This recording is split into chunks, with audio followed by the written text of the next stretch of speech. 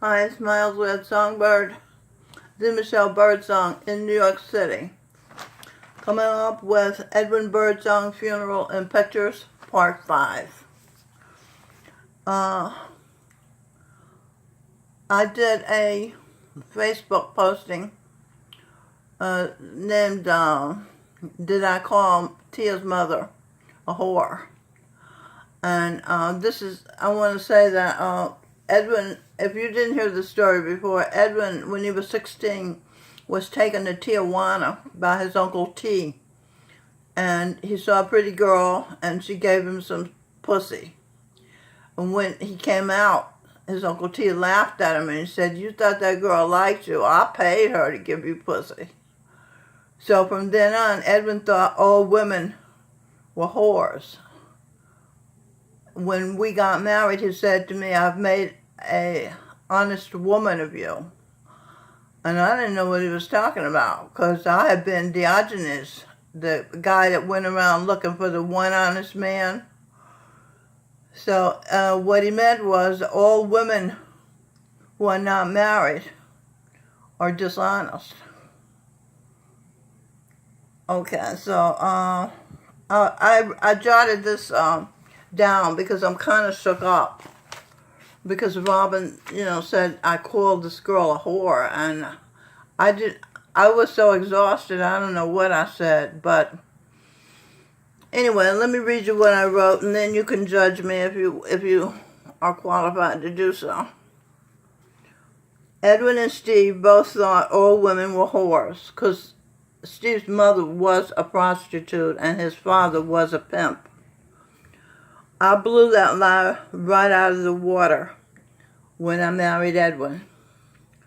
I worked just as hard, not harder, to help him get established, to make that the money he gave to all of his children later.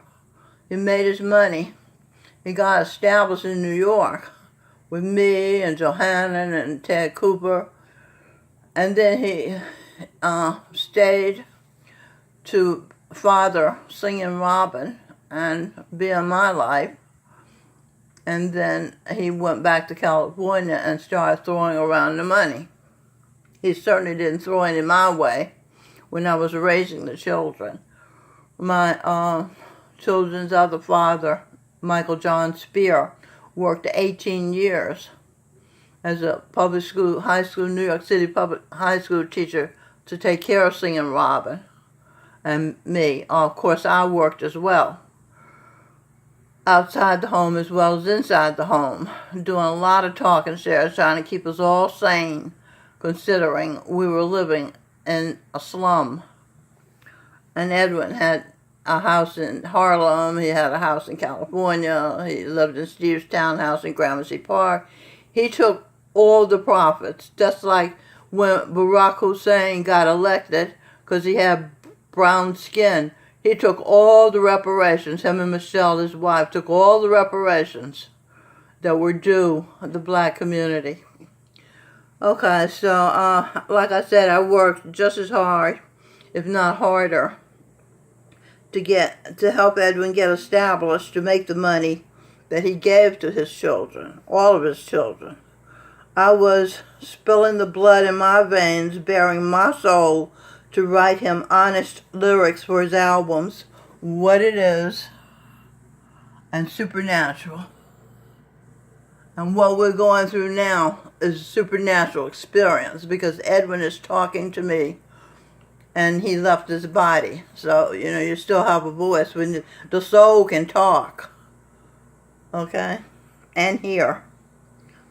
So I did all that to help him, to write him honest lyrics for his albums, What It Is, which is a masterpiece, according to Gary Bird and me, and Supernatural, which is good work on that album as well. To ready Edwin to be a moneymaker, I was embroidering his clothes. Did I know how to embroider before Edwin's need for distinctive clothing arose? No, but I'm a quick study. Edwin said to me, if he'd been a painter, I would have learned to make canvas. And Edwin was a painter in his past life. He was Marc Chagall. And he was Bach. And he was Irving Berlin and Mr. Spock. Those are some of his past lives that I've become familiar with, being a psychic. I was spending hours plaiting his hair, bemoaning the loss of his beautiful fro, wondering and worrying, were people going to think he was a sissy? Because back in 1968, 69, nobody was wearing hair implants in America. The Rastafarians wore dreadlocks, but that was matted hair. That wasn't plaited hair. Plaited hair takes a lot of time. Matted hair, you don't do nothing to it. I was spending hours with Edwin, sitting on the floor between my legs, with me parting miniature tufts of hair, greasing his scalp with sulfur 8, me trying to get him to read the mystic Bible to save his soul from devolving to the animal kingdom. And I did get him to become a vegetarian. I wrote this book. Hey, it said, don't eat my animals. I think it's available on Amazon.com. It's a book about being a vegetarian. So anyway, I tried to get him to read the Bible to save his soul. Now that he's dead, he's telling me to write a book. Supernaturally telling me to write a book about him. See parts Edwin Birdsong Funeral and Pictures, parts 1 through 4, for information about Edwin. Edwin never,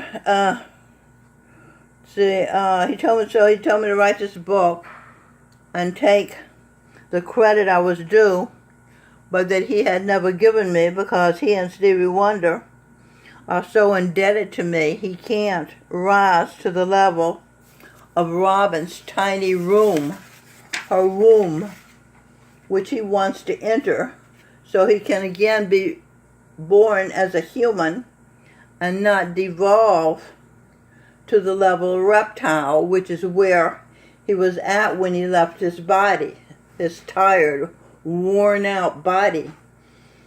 He admitted to me once that he was a chameleon, which is a distinctive and highly specialized clade of old world lizards. These species come in a range of colors, and many species have the ability to change colors to fit their environment. And we know Edwin could talk to anybody, high or low, rich or poor, peasant or royal. He tried to get to Robin because he figures she's from royal. She was Queen Victoria, married to Albert, Prince Consort, who is now Earl Percy. Robin knows Earl Percy. She was also married to His Royal Highness Guillaume, Crown Prince Guillaume of Luxembourg in a past life, and she knows Guillaume as well. As a matter of fact, our book that she wrote, I gave her the concept for and the title, Sneezy the Greasy, Baby Says Abigail. On the back of it, you'll see that we're contributing part of the royalties to Guillaume's charity in Luxembourg. So when Edwin was still alive, I tried to get him to write with me a Broadway musical. One day, we were discussing it. He started making up a song and singing it. I rise to the occasion. Obviously, at the end of his life, I wasn't speaking to him personally, but through my daughter Robin, and Stevie Wonder had dropped him as a friend.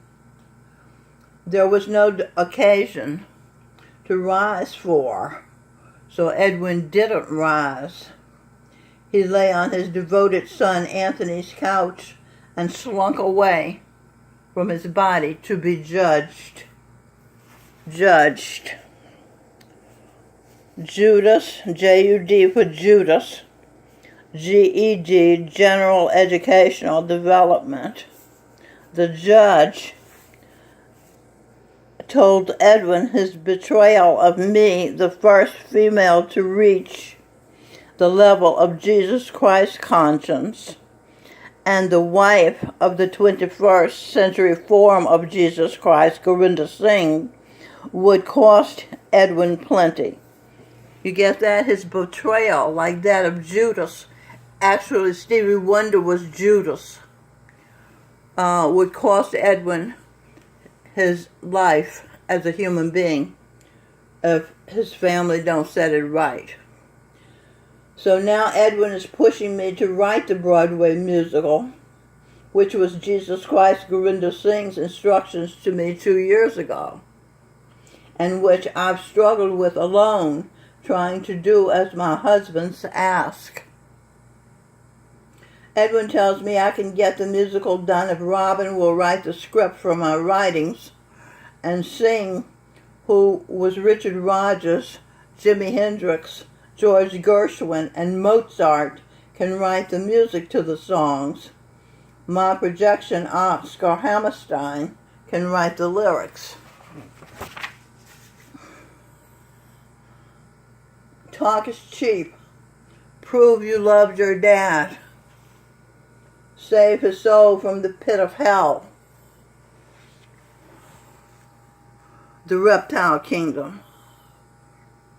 I don't know if it's ever been done that someone can save their souls after life, but Edwin is an exceptional person, was an exceptional person. I think Edwin's gambling on his family, me singing Robin, to fix the mess he made by balancing the scale of justice in his grave situation. Do not stand at my grave and weep.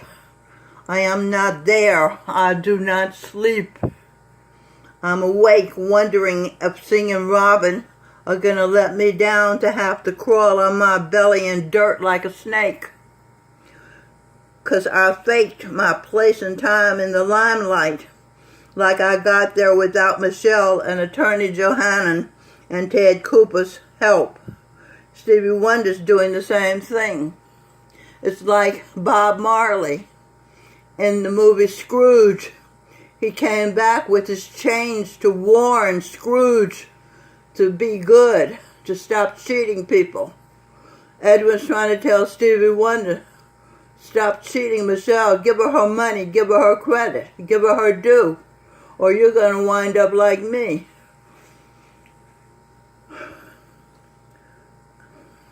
Do not stand at my grave and weep. I am not there, I do not sleep. My conscience is not clear. I fear hell is near. Singing Robin, feel my tear. Balance the scale so I can get out of purgatory hell and enter Robin's womb when she finds herself a good groom. Do not stand at my grave and cry. I am not there, I did not die. I'm waiting with pants on fire for my family to cooperate on my alibi, to make our love not having been a lie. Pay my debt to Michelle so I can get the fuck out of this hot-ass hell. God damn. Those wham bam thank you ma'ams can't do me no good now.